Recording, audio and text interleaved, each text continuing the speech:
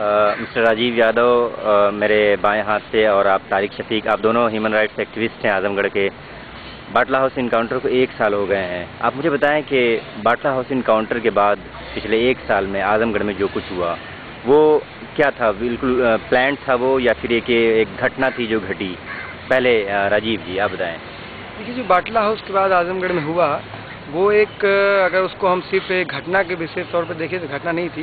Basically इसके पीछे पूरी राजनीति काम कर रही है। उसकी तैयारी 1 साल पहले से चुनाव की पूरी तैयारी जैसे होती है भारत में जो है, उस तरह से हुई यहाँ तैयारी, और 1 साल पहले से ही लगातार सिचुएशन बनाए गए। और जिसको हम गुजरात से भी दे सकते हैं कि गुजरात में नरेंद्र मोदी की जब हुआ तो 4 मुठभेड़ें उसके नाम पे हुई जो है, तो यूपी में भी मायावती को मारने की साजिश के नाम पे मुठभेड़ें हुई जो है, और उसमें कई लोगों को मारा गया। और मुठभेड़ नहीं थी, बेसिकली जो है यहाँ के लोगों को टेरराइज करके पूरे यूपी को इसी तरह किया जा रहा था। और आजमगढ़ में जो बाटला हाउस के बाद हुआ, वह बाटला हाउस जो हुआ आजमगढ़ में, उसको आजमगढ़ का एक खाका तैयार किया गया, और उसके लिए 1 दशक से लगभग काम हो रहे थे।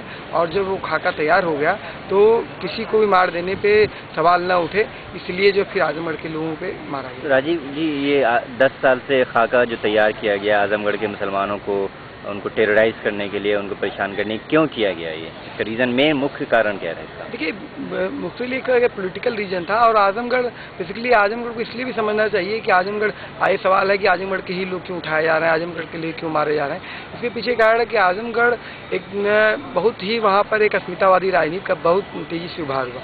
और उसका अस्मितावादी राजनीति जब उभार हुआ तो जब 2000 के तकरीबन जो अस्मितावादी राजनीति फेलवर हुई, तो उसका जो हिंदू था उसका तो हिंदुआइजेशन हुआ, लेकिन मुस्लिम का हिंदुआइजेशन तो हो नहीं सकता है।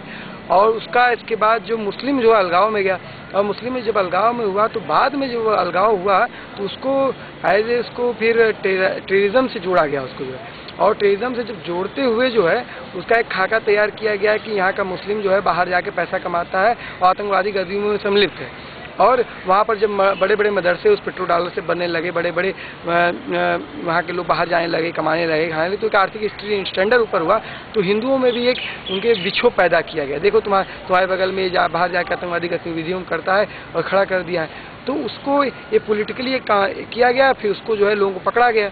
और आज स्थिति है कि वहाँ आजमगढ़ आज पाकिस्तान का एक स्थानापन्न बना दिया गया, क्योंकि एक मीडिया की भी ज़रूरत थी, राजनीतिक पार्टियों की ज़रूरत थी कि पाकिस्तान का स्थानापन्न बने, और ये कि हिंदुस्तान का मुसलमान सिर्फ आतंकवाद के लिए हथियार मात्र नहीं है, वो आतंकवाद को यहाँ पर संचालित करता है। इस बात को प्रूव करने के लिए आजमगढ़ को निशाना बनाया गया। तारिक शफीक, आप ह्यूमन राइट्स एक्टिविस्ट हैं, संजयपुर से आप हैं। संजयपुर मीडिया में, ग्लोबल मीडिया में आया बाटला हाउस इनकाउंटर के बाद, क्योंकि एक बंदा वहाँ का, साजिद जो था, वो उसी संजयपुर का था। आप बताएं कि 1 साल हो गया बाटला हाउस इनकाउंटर को, दर्जनों लोग वहाँ से अरेस्ट हुए, बहुत सारे भी जेल में हैं, बहुत सारे मिसिंग हैं। कुछ मुझे फैक्ट्स बताइए कि कितने लोग आजमगढ़ से अरेस्ट हुए हैं टेरर केसेस के नाम पर, और कितने भी मिसिंग हैं, और अभी वहाँ की मानसिक स्थिति वहाँ के नौजवानों की क्या है? वहाँ के जो मुस्लिम स्टूडेंट्स थे वो हर साल बाहर निकलते थे, दूसरे शहरों में जाते थे पढ़ने के लिए। इस साल क्या हुआ है?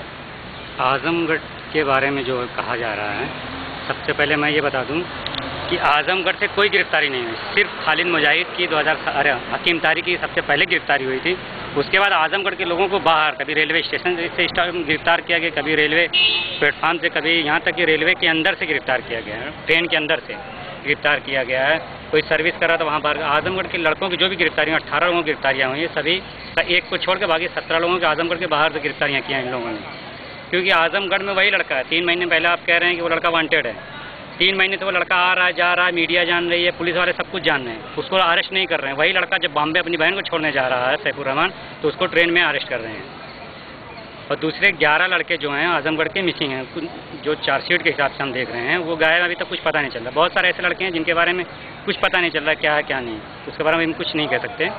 और 2 लड़के जो मारे गए हैं, आतिफ और साजिद, ये हमारे गाँव के थे। साजिद जो है पहली बार यहाँ दिल्ली आया था, वो आजमगढ़ शहर भी नहीं गया था।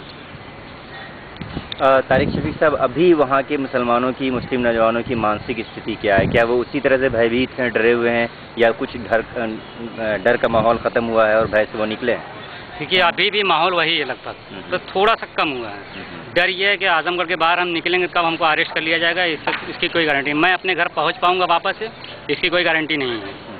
तो जैसे 10 से 20 हज़ार लोग आजमगढ़ से निकलते थे बाहर पढ़ाई के लिए, एजुकेशन के लिए, इस बार 2 से 2.5 हज़ार या 3 हज़ार लोग निकले बाहर। क्यों वो बाहर नहीं जाना चाहते? वो इसलिए कि पहली बात तो उनको डर है कहीं हमें अरेस्ट ना कर लें, और दूसरे ये है कि मकान नहीं मिल रहा है। अच्छा, आजमगढ़ के नाम पे मकान नहीं मिल रहा। दूसरा ये नहीं कि हिंदू है मुसलमान है, ये नहीं, आप कहाँ का आजमगढ़ के हमारे पास मकान नहीं है।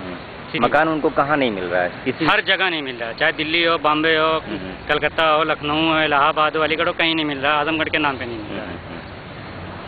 आजमगढ़ के जो 1.5 दर्जन से ज़्यादा लोग डिफरेंट जेल्स में हैं, जयपुर में हैं, अहमदाबाद में हैं और दूसरी जगह पे हैं। उन पर टेरर केसेस हैं, दिल्ली ब्लास्ट है, जयपुर है, अहमदाबाद ब्लास्ट है।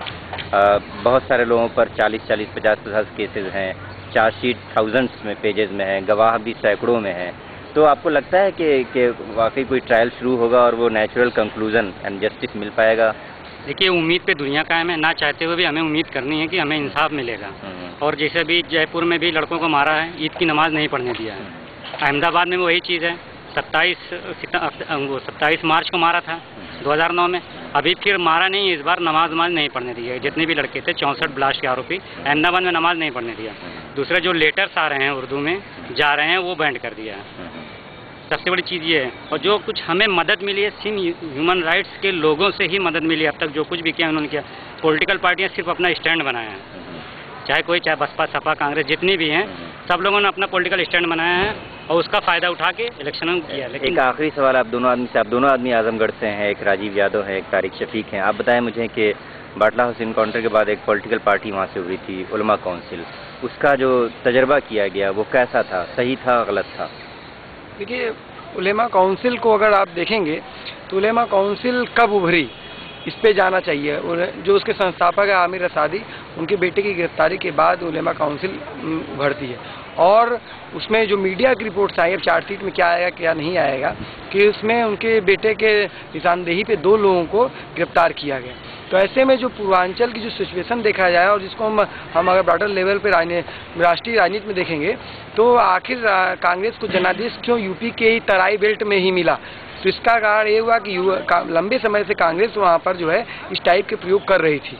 और इसमें कोई संदेह नहीं है कि राज्य प्रायोजित पूरा आतंकवाद है और कहीं न कहीं पॉलिटिकल पार्टीज इसको फंडिंग इसको हो रही है। और पूरे तराई बेल्ट में जहाँ पीस पार्टी को खड़ा किया गया और तो यहाँ पर उलेमा काउंसिल को खड़ा किया गया, ये पूरा राजनीतिक प्रायोजित है, पार्टियाँ हैं और इनको वहीं से संरक्षण मिल रहा है। तारिक शफीक, लेकिन ये बात तय है कि जो पिछला लोकसभा इलेक्शन हुआ है, 5-6 जगह पे उलमा काउंसिल ने अपना कैंडिडेट खड़ा किया था और कुल मिलाकर उनको 2.5 लाख के आसपास वोट मिले हैं। खुद आजमगढ़ में जो डॉक्टर जावेद अख्तर खड़े थे, उनको 60,000 के आसपास वोट मिले थे। इसका मतलब है कि मुसलमानों का एक बड़ा सपोर्ट मिला था उलमा काउंसिल को। देखिए, मुसलमान जो जुड़ा था उनके साथ पॉलिटिकल मुद्दे पे नहीं जुड़ा था। ये जो एक मूवमेंट चला था बाटला हाउस को लेकर, उस मूवमेंट से जुड़ा था। वो मूवमेंट उलमा काउंसिल ने ख़त्म कर दिया। तो मुसलमान अब उससे दूरी बना रहे। एक सीधे से वर्ड बता दूँ, उलमा काउंसिल के बाटला हाउस इशू से पैसा, दौलत, इज्जत, शोहरत सब कुछ मिला, लेकिन बाटला हाउस के पीड़ितों को उलमा काउंसिल से आज भी कुछ नहीं मिला। ये एक सच्चाई है, ये एक्सेप्ट करें ना करें लोग अलग है। आज उनके लिए बाटला हाउस दूसरा मुद्दा हो गया। वो जो लड़का अभी मारा गया, रमाकांत यादव ने जो मारा है लड़के को, वो उनके लिए पहला मुद्दा हो गया है। ये एक मूवमेंट, बहुत अच्छा मूवमेंट चला था, लोग अच्छे से अच्छे लोग इस मूवमेंट में जुड़ रहे थे। यहाँ तक कि दिल्ली तक जब ये ट्रेन आई थी, बहुत सारे ह्यूमन राइट्स एक्टिविस्ट, बहुत सारे लोग इस मूवमेंट से जुड़े थे। लेकिन उसके बाद जैसे ही इन्होंने पॉलिटिकल होने का ऐलान किया, लोग दूर हो गए ह्यूमन राइट्स एक्टिविस्ट। और आप देखेंगे अखबारों का तो वहीं से बाटला हाउस इशूज़ खत्म हो गया। कहीं भी अगर आप देखेंगे अखबार में, कहीं भी बाटला हाउस इशू नहीं आ रहा, अब एकदम नहीं है। कोशिश ये हो रही है कि फिर ह्यूमन राइट्स के लोगों के साथ लेके एक दफ़ा इस इशू को फिर बनाया जाए। बहुत बहुत शुक्रिया आप दोनों आदमी का।